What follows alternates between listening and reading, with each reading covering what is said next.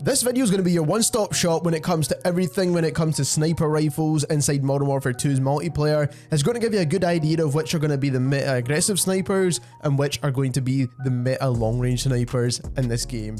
Now, a couple of things I want to prerequisite this video by saying is that, first of all, I'm going to classify the SPR, the LOCKWOOD, and the SAB as sniper rifles in this game. That's because they one-shot headshot, they do the bolt action thing, and basically I'm not a weapons connoisseur in real life. I just know what guns do inside Modern Warfare or Call of Duty games in general, and basically I think these are sniper rifles. So if you want to comment about why I don't know about guns, that's absolutely perfectly fine. But like I said, we're basically considering these sniper rifles. So the first thing we did is we took all the valuable information from the sim.gg website that we needed for all of these sniper rifles, and we put them into a spreadsheet so we can compare them very easily. And this is the base weapon profiles and no attachments. Now, once we start getting the meta builds, we will start with an updated video and go back over all this stuff again. But for the time being, this is all the information we have. So we've got the SPR, the LOCKWOOD, the SAB, the MCPR, the Signal, the Lab, and the SPX as well. Now, all of these sniper rifles, one-shot headshot inside multiplayer out to infinity range, which is perfectly ideal. It's what you want inside this game. So that is something you don't need to worry about when it comes to any of these weapons. However, when it comes to chest damage here, now, most people should be aiming for the head when it comes to sniper rifles in this game, because it's a very easy kill, and obviously it's basically a one-shot kill with 0 millisecond TTK. But if you do hit some chest shots, with the SPX, it doesn't matter, you'll still get a one-shot kill. With the Lab, it doesn't matter, you're still going to get a one-shot kill up until infinity. The Signal, again, a one-shot kill up until infinity. MCPR, once again, a one-shot kill up until infinity. Now, lastly, when it comes to damage, we're talking about the top 3 weapons here, which are all in that marksman rifle category. And essentially, what these do is they do drop off in damage when you get to a certain damage range for chest shots. So I still think they're very impressive weapons because you still get that one-shot headshot. But if you do feel like an invasion or ground war where you're hitting a shot at quite a far distance and you should have got a one-shot kill but you don't, then this is the reason why, of course. So with the SPR and with the SAB, it's not as bad, to be perfectly honest. It's basically 90 damage, but the LOCKWOOD is obviously the least kind of sniper rifle weapon out of this whole entire list, and as you can see, it does drop off a lot quicker, and you're definitely going to need a 2-shot kill at that point. Now moving on to which is the best bullet velocity sniper in the game, and as you can see here, the MCPR, the Lab, and the SPX all have the same base bullet velocity. Once we stack attachments on, obviously these numbers will definitely change, but as we stand with the base weapons, you are getting the best bullet velocity with these 3 weapons. So we move on to the next stat, which is the best ADS time. So that obviously goes to the SPX here because it's the quickest. So that is the one I would recommend the best at long range. Now, like I said, once we stack attachments on, this might change.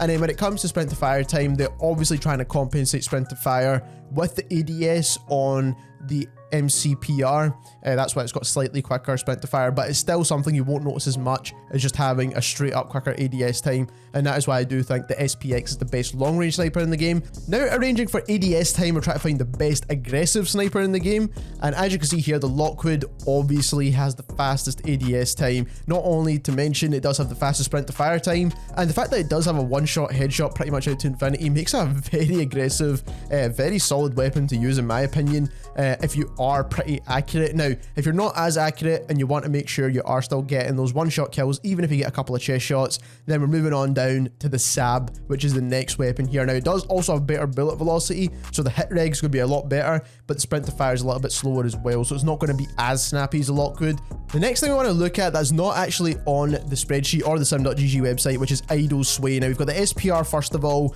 and we're looking at the idle sway. It looks pretty accurate. As you can see, it stays pretty much on target at about 50 meters, which is what you want to see, of course. Now, obviously, a better test would be out to maybe 100 meters because obviously people are still going to be using that gun up until kind of further distances, but as you can see, idle sway is still pretty solid on this weapon. It's probably not the best in the entire game, but it's still definitely manageable. And then also want to take a look at recenter times, and that basically means the recoil of the gun. Now, as you can see, the SPR's recenter time, or just recentering in general, is pretty much spot on. It recenters back to the exact same point where it was before. So that means if you're taking a shot and you want to take another shot very quickly after that, then you will be still pinpoint on target where you aimed before. Switching over to the SAB now, we're going to do the exact same test, and as you can see here, idle sway wise, it probably looks a little bit worse than the SPR in my opinion. It's kind of hard to tell at this range, to be perfectly honest, but it's still not too bad inside multiplayer. Now, unless you're using a lot of attachments that are going to con this idle sway, then we should be perfectly okay for the most part. Now, again, with the recentering, we'll take a shot, see what it recenters. This time it's recentering upwards and to the right of your initial shot, so just keep that in mind. If you're trying to recenter this weapon, then you're going to need to manually recenter it yourself and bring it back down. Now, with snipers, in my opinion, I don't think it's all too much of a problem, because you should be scoping in, taking your shot, scoping back out, scoping in, taking your shot again. I think that's the main way to do it, but it's only if a lot of people are kind of hard scoping certain angles where this would be too much of an issue, to be perfectly honest. Next up, we have the LOCKWOOD, again with just an optic on here, and we're looking at idle sway, and in my opinion, this is probably then getting a little bit even worse than the SAB when it comes to idle sway of the weapon. As you can see, sometimes it does kind of go off the target, and obviously this is actually using aim assist, because aim assist does still work in the firing range as well. So just keep that in mind. Idle sway on the LOCKWOOD doesn't seem fantastic. And again, we'll take a look at this recentering of the weapon. So this one actually recenters back to the exact same spot as well, which is perfect. It's exactly what you're looking for when it comes to a kind of marksman rifle or a sniper rifle like this. So recentering back to the exact same spot you're initially aiming at. Next up, we've got the MCPR, and again, we're looking at the idle sway. It does look very similar to some of the marksman rifles, but it does kind of bobble away from the target every now and again, so it's probably a little bit worse than those weapons, to be perfectly honest with you. So idle sway on the kind of more high caliber snipers are definitely going to be worse from the looks of it. So now we're taking a sniper shot, see what it recenters. This time, again, it's recentering upwards and to the right of the initial shot. You can see the shot there, hit the wall at the back. So again, we'll try that one more time. And as you can see, it kind of recenters upwards and then goes to the right a bit of that shot. And you can see the shot just behind our dummy target right there. So like I said, recentering. Next up, we've got the Signal. This is the only semi-automatic sniper on this list. And as you can see here, idle sway wise, I actually think it's not too bad for a semi-auto sniper. But again, it's got more idle sway than the marksman rifles do have. So that's just something you definitely want to keep in mind. Now, when it comes to recentering on this weapon, it's probably a bit more important than any other one because it's semi-automatic and you can spam fire. However, it does, again, recenter upwards and to the right of your target. So again, it's just something you want to keep in mind.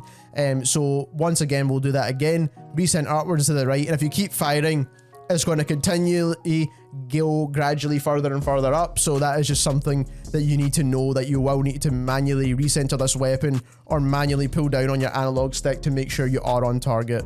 Next up, we've got the lab, and again, we're doing the exact same test for idle sway here. So center the target, as you can see, it does kind of sway further off the target. So in general, I think marksman rifles or the guns that are in that marksman rifle category have a bit better idle sway than the actual sniper rifle category from the looks of it so far.